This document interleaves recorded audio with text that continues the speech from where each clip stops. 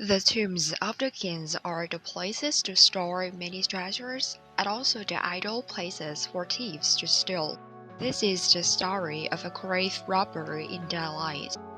The name Sun Dianying has been associated with the sweeps inside the tomb of Empress Dowager Cixi and Emperor Qinlong.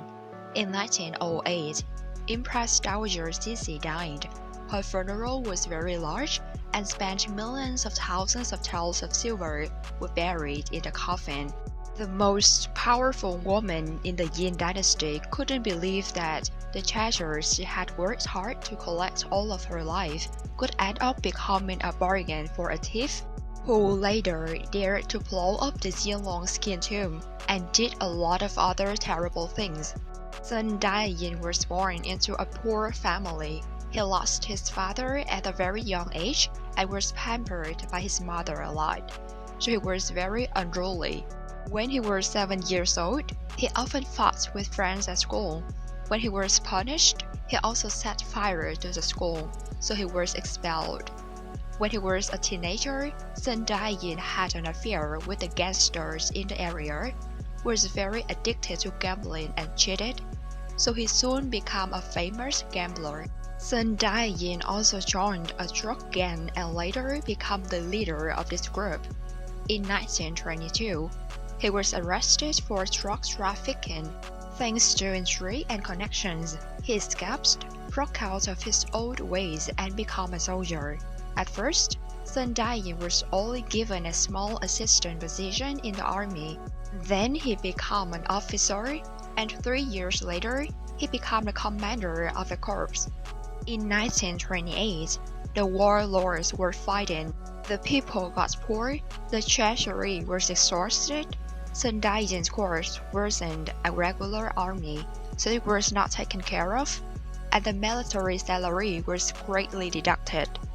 Facing with this dire situation, Sun Dianying tried to find a way to fill the treasury. After that, he came up with the idea to dig graves to rob the treasuries in the eastern Yin tombs. This place was originally protected very strictly, but since 1914, due to a tight budget, the people in charge of protecting the mausoleum were no longer paid, so they switched to reclaiming and farming rights on this land. In 1928, Sun Dianying, under the pretext of military drills, led troops into the eastern Yin tombs to drop treasures.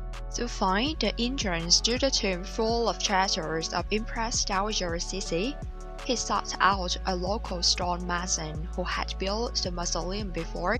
Threatened by Sun Dianying to kill his only son, the stonemason revealed the story of the tombs.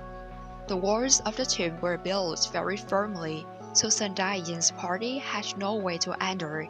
Sun Dianying was very angry.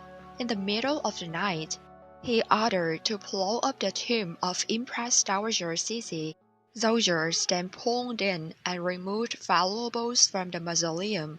Next, they continued to turn their attention to the tomb of Empress Dowager Cixi.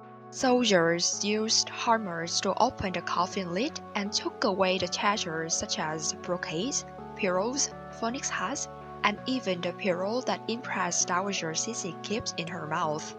Finally, Sun Dianying violently threw her body to the side, taking away her gold-woven mourning shirt.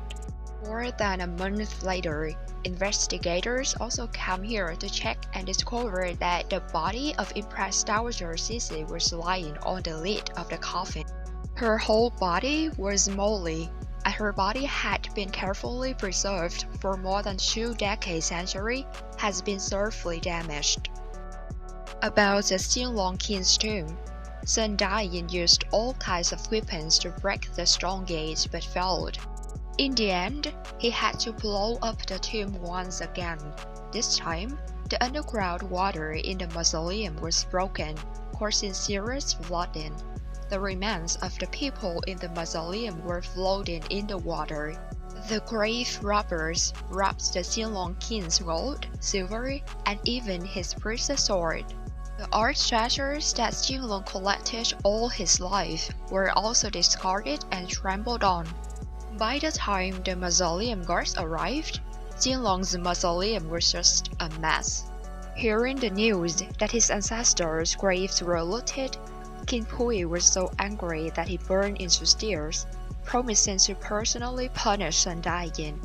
Under the pressure of society, Sun Dayin quickly brought the antiques to bribe or sell at low prices. Many items have been lost in foreign countries, still unknown whereabouts. However, after committing the crime, Sun Dayin still lived unharmed. It was not until 1947, when participated in a second Sino-Japanese war, he was captured and died in prison. Thanks for watching the video. See you later.